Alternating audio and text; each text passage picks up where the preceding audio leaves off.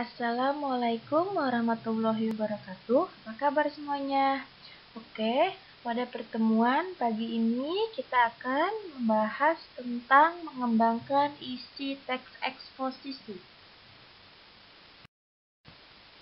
Nah, untuk itu kalian silakan buka LKS-nya halaman 16. Nah, di situ ada materi tentang mengembangkan isi teks eksposisi. Nah, pada teks eksposisi ini dapat dikembangkan antara lain dengan cara pengembangan proses dan pengembangan contoh. Ada beberapa jenis pengembangan teks eksposisi, antara lain sebagai berikut. Yang pertama ada definisi, yang merupakan tentang penjelasan. Nah, definisi ini ada contohnya, terdapat kata ialah, adalah, yaitu, merupakan, artinya, dan sebagainya. Lalu yang kedua ada identifikasi. Nah, identifikasi ini merupakan penjabaran suatu proses, seperti proses pembuatan suatu objek, langkah-langkah, urutan peristiwa secara lengkap. Nah, yang ketiga ada analisis. Analisis ini merupakan penguraian suatu temuan, sejarah, asal mula sesuatu secara lengkap. Lalu yang keempat ada klasifikasi. Klasifikasi merupakan penguraian rincian atau penggolongan suatu objek ke dalam bagian-bagian yang lengkap. Lalu yang kelima ada perbandingan. Perbandingan merupakan penguraian menjelaskan persamaan atau perbedaan antara objek secara lengkap. Nah, di sini ada beberapa pola pengembangan paragraf pada teks eksposisi. Nah, antara lain sebagai berikut. Yang pertama ada eksposisi analogi. Eksposisi analogi ini merupakan cara memaparkan sesuatu dengan menggunakan penyamaan atau perbandingan agar lebih jelas. Nah, di sini ada contoh teks eksposisi analogi.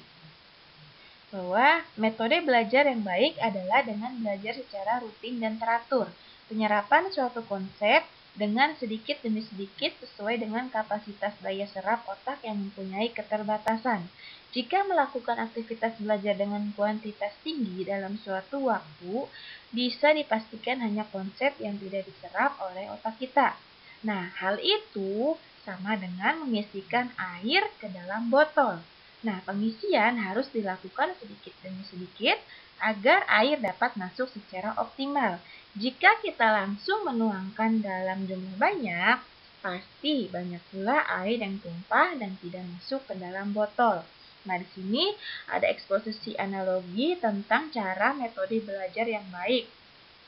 Nah, disamakan dengan hal itu sama dengan mengisikan air ke dalam botol. Nah, itu sudah saya tandakan tanda tebal. Di situ ada penyamaan bahwa metode belajar sama dengan mengisikan air ke dalam botol. Nah, itu termasuk teks eksposisi analogi karena dengan menggunakan penyamaan atau perbandingan. Lalu yang kedua, ada teks eksposisi contoh. Nah, teks eksposisi contoh adalah teks eksposisi yang memberikan contoh dari suatu kejadian atau peristiwa. Contohnya, kadang-kadang kepandaian dan keberuntungan tidak selalu sejalan, seperti yang terjadi di SMA kelas 12. Misalnya, di setiap tahun selalu ada siswa yang pandai dan mempunyai nilai akademik baik. Namun, siswa tersebut tidak berhasil lolos ke SNPTN. Di sisi lain pula, ada siswa yang mempunyai kemampuan akademik yang biasa-biasa saja, namun berhasil lolos SNPTN, bahkan pada jurusan-jurusan favorit.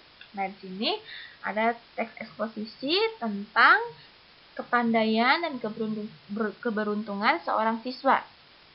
Disamakan dengan contohnya, siswa yang pandai dan mempunyai nilai akademik yang tidak berhasil ke lolos SNPTN. Tetapi ada siswa yang biasa-biasa saja berhasil lolos di SNPTN. Nah, itu semua tergantung keberuntungan, tidak kadang-kadang juga bukan kepandaian. Nah, itu termasuk teks eksposisi contoh karena terdapat kata misalnya yang sudah saya tandakan tanda tebal. Nah, itu termasuk mencontohkan. mencontohkan bahwa kepandaian dan keberuntungan siswa tidak selalu sejalan. Nah, contohnya itu diberikan contoh. Itu termasuk teks eksposisi contoh. Nah, lalu yang ketiga ada teks eksposisi sebab akibat. Teks eksposisi sebab akibat adalah teks eksposisi yang memberikan sebab dan akibat dari suatu kejadian atau peristiwa. Nah, contohnya, sudah 2 minggu ini Jakarta diguyur hujan secara terus-menerus. Sungai Ciliwung mulai tidak mampu menampung debit air yang berlebihan. Hal ini juga diperparah dengan banyaknya sampah yang menghambat laju air sungai. Daerah resapan di kawasan Bogor, Puncak, dan Karawang sudah rusak oleh banyaknya bangunan yang tidak mempedulikan AMDAL. Nah, hal itu berakibat Jakarta banjir hari ini. Nah, di sini tentang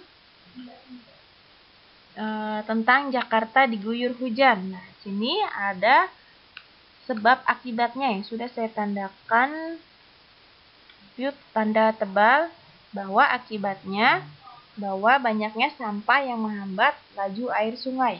Yang kedua, sebabnya oleh banyaknya bangunan yang tidak mempedulikan AMDAL. Nah, itu sudah jelas bahwa Jakarta diguyur hujan menyebabkan sebabnya bahwa banyaknya sampah dan banyaknya bangunan. Nah, sudah jelas ya, udah saya tandakan tanda tebal, itu termasuk teks eksposisi sebab akibat.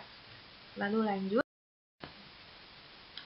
Nah, di sini ada teks eksposisi generalisasi.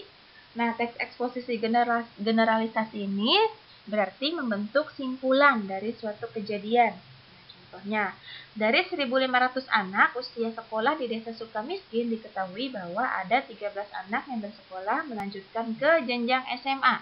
Ada 25 anak yang berhasil melanjutkan ke tingkat SMP dan 500 berhasil lulus SD, yang lain tidak tamat sekolah dasar.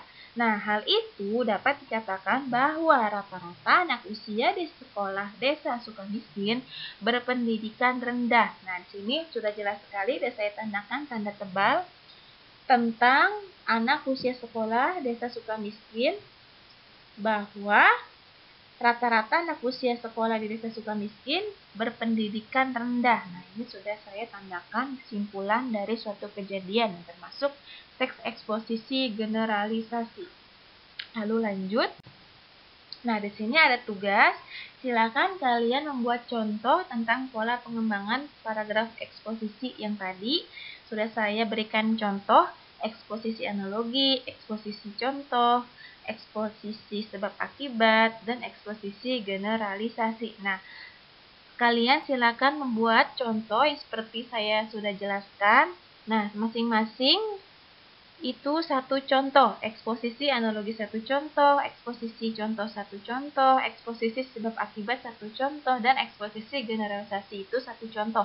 Nah, silakan kalian kirim melalui email atau via WhatsApp. Nah, jika ada pertanyaan, silakan japri saya. Terima kasih. Wassalamualaikum warahmatullahi wabarakatuh.